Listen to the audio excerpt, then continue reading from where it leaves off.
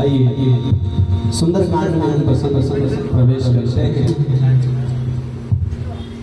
बड़ा ही सुंदर प्रसंग है जिस कथा में श्री हनुमान जी महाराज की उनके बल, उनकी बुद्धि, उनके विवेक की परीक्षा ली जाती है और जो सभी में उत्तीर्ण हो जाते हैं, ऐसे हैं हमारे श्री हनुमान जी महाराज।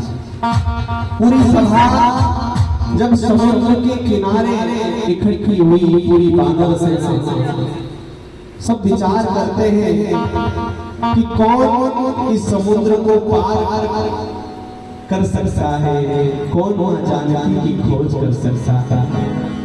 कोई बानर कहा कि मैं 20 कोस जा सकता हूँ, किसी ने कहा मैं 40 कोस तक जा सकता हूँ, पर हमारे उस पूरी सभा में जो सबसे वृद्ध है वो है श्री जामवंत जी महाराज। इसलिए परिवार में, घर में, समाज में वृद्धों का होना अति आवश्यक है।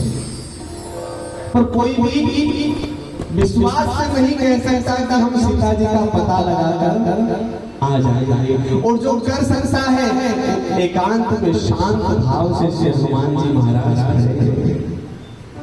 किस किस्सा कांड में चौपाई आती है, अंगद कहूं जाओ में पारा। अंगद जी कहते हैं मैं पार तो जा सकता हूँ, पर मुझे आने में संशय है कि मैं लौट कर आऊंगा कि नहीं। और जिसको काम करने में संशय हो फिर वो काम पूर्ण नहीं हो सकता। और कौन है जो इस कार्य को पूर्ण कर सकता है?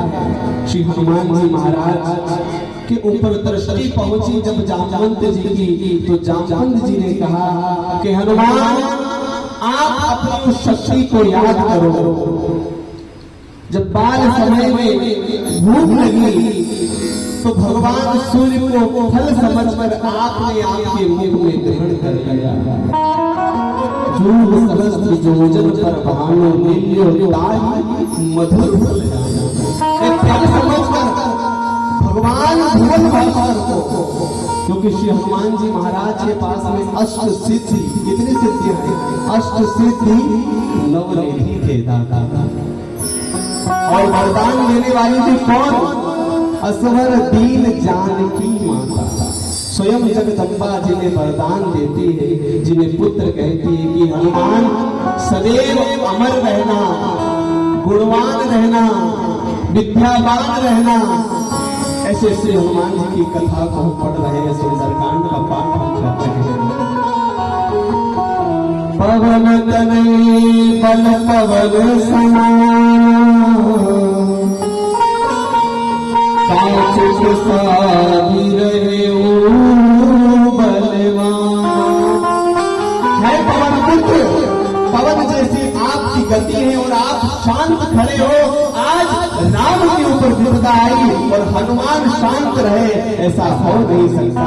हनुमान जी की आंखें नहीं खुली। धन्य है श्री हनुमान जी महाराज। हनुमान का अर्थ है कि जिन्हें अपने मान का अभिमान न हो, ऐसे हैं हमारे श्री हनुमान जी महाराज। जिन्हें अपने मान का अभिमान नहीं, फिर भी खड़े हैं। सब सब सब सब राम जी कर रहे हैं, मैं तो केवल एक माध्यम। फिर कहा है हनुमान याद करो बुद्धि विवेक विज्ञान निधान, पवन तनय बल पवन समाना। तुम पवन के समान हो। और एक चौपाई कही, करण सुकाजी कठिन जग माही। कहते हैं कि इस चौपाई को कहने से हनुमान जी को जोश आता है। कवन सुकाज कठिन जगमाई। ऐसा ही संसार में कोई कार्य नहीं है जो आप कर नहीं सकते, और इस बात को कहने में कोई अतिशयोक्ति नहीं है, क्योंकि हनुमान जी के ऐसा कोई कार्य नहीं बचा जो हनुमान जी ने रामा अवतार में नहीं किया। कवन सुकाज कठिन जगमाई, जो नहीं हो ये तात तुम पाई। फिर भी आंखें नहीं खुली तो एक चौपाई और कही, और उस चौपाई में लिखा है राम काज लगी अवतारा। और हनुमान चालीसा में लिखा है शंकर शंकर स्वयं केसरी नंदन, आप तो स्वयं भगवान महादेव का अवतार है और आपका अवतार हनुमान के रूप में राम काज के लिए हुआ है। लिखा है राम काज लगी पर अवतारा, सुनत भयहु पर्वताकारा। जब ये बात हनुमान जी को लगी तो मानो ऐसा विकराल स्वरूप उन्होंने बताया है कि सारे वानर लोग डरने लगे। विराट स्वरूप अपना बनाया और कहा कि हे जामवंत जी आदेश दीजिए, आप कहें सिंहनाद करी बार ही बारा, आप कहें तो लंका को उठा कर ले आओ, आप कहें तो रावण को मार के आ जाओ। पर श्री जामवंत जी कहते रुको हनुमान, शांत रहो शांत रहो। इसीलिए कहते हैं कि घर में व्रत का होना भी जरूरी है। और जब कहा कि आपको कुछ नहीं करना है, आप जाइए अपने शांत भाव से और जगत जननी माँ जानकी कहाँ पर है, किस अवस्था में है, उनका पता लगा कर केवल आप आ जाइए। एक बार जयकार करेंगे बोल हनुमान जी महाराज की। और सुंदरकांड में हम प्रवेश करते हैं बड़े भाव से।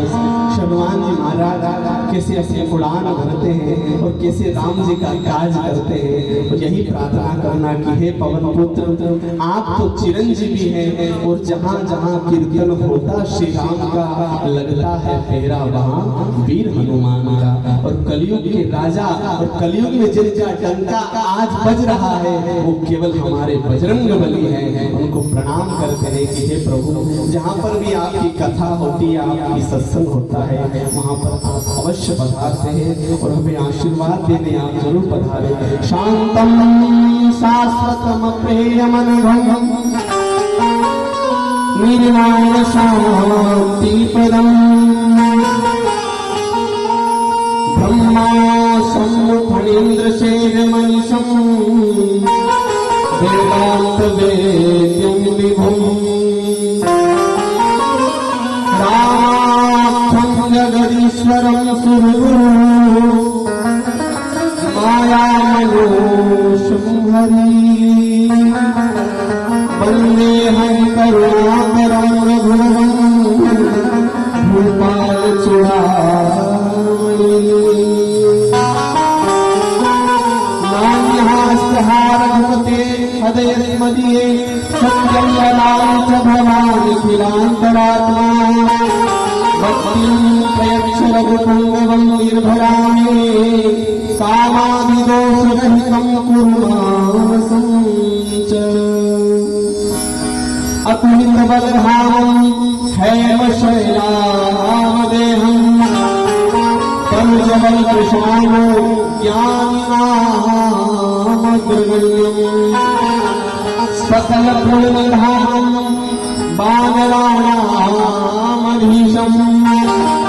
रघुपति प्रिय भक्तं वातजातं नमामि। और राम नाम की धुन के साथ हम सुंदरकांड में प्रवेश करते हैं बड़े भाव। श्री राम जय राम जय जय राम, श्री राम जय राम जय जय राम, श्री राम जय राम जय जय राम, श्री राम जय राम जय जय राम, श्री राम जय राम जय जय राम, श्री राम जय राम जय जय राम, श्री राम जय राम जय जय राम, श्री राम जय राम जय जय राम।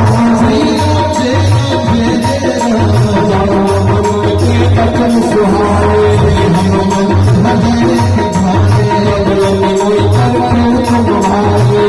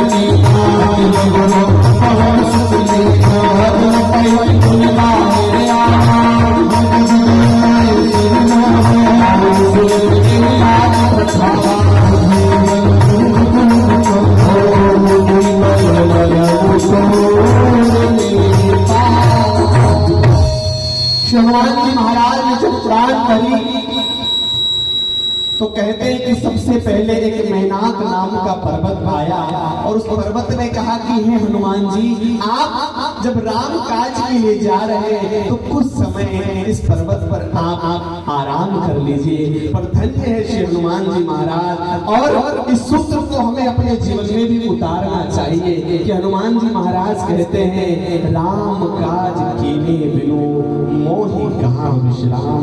हमें भी जब तक हमारा लक्ष्य न मिल जाए तब तक हमें जीवन में विश्राम नहीं करना है, आराम नहीं करना है। जब देवताओं को मालूम चला कि हनुमान जी की बड़ी बड़ी बातें हो रही है, उनकी बुद्धि की बातें हो रही है, उनकी बल की बातें हो रही, तो क्यों ना आज हनुमान जी की परीक्षा ली जाए। और एक देवी को भेजा, सुरसा नाम अहिन के माता, राक्षसी बनकर सामने खड़ी हो गई।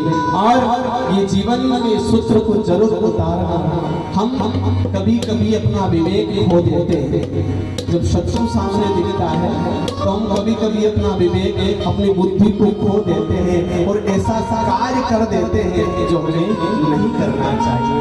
और धन्य है, बलशाली में इतने बलशाली हैं कि सुरसा को एक पल में मार सकते थे, पर प्रणाम किया। मैं प्रभु राम जी की भार्या जगत जननी सीता जी की खोज के लिए जा रहा हूं, मैं लौट कर आ जाऊं, उसके बाद तुम मुझे खा लेना। पर उनकी बुद्धि की परीक्षा लेनी थी, उनकी ज्ञान की परीक्षा लेनी थी। उस सुरसा ने अपने मुख को फैलाया, हनुमान जी महाराज दो गुने होते गए और कहते सत्योजन का जब मुख को सुरसा ने खोला तो हनुमान जी ने कहा कि अब लीलाओं को बताने का समय नहीं है, अब छोटा होने का समय है। अति लघु रूप, तुरंत श्री हनुमान जी महाराज छोटे हो गए। अति लघु रूप पवन सुत लीना, और जैसे ही छोटे हुए मुख में गए, पेट के अंदर गए और बाहर आकर हाथ जोड़कर प्रणाम कर लिया। बोले मैं तो तुम्हारा पुत्र हो गया हूँ क्योंकि मैं आपके पेट के अंदर से आया हूँ। और माँ कभी अपने पुत्र को खाती नहीं है, पर कहते हैं जो खाने वाली थी उसने आशीर्वाद दिया, देव रूप में प्रकट हुई और कहा कि धन्य है हनुमान, आप धन्य हैं। और कैसा आशीर्वाद दिया, राम काज सब करी तुम बल बुद्धि आशीष दे गई सो हर्ष चले हनुमान।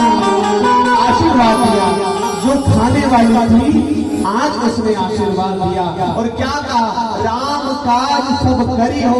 ये नहीं कहा कि केवल सीता जी की खोज करना, ये बात नहीं कही, सारे राम काज तुम अपने जीवन के अंदर करना, राम काज सब करी हुई। और बड़े भाव से श्री राम जय राम जय जय राम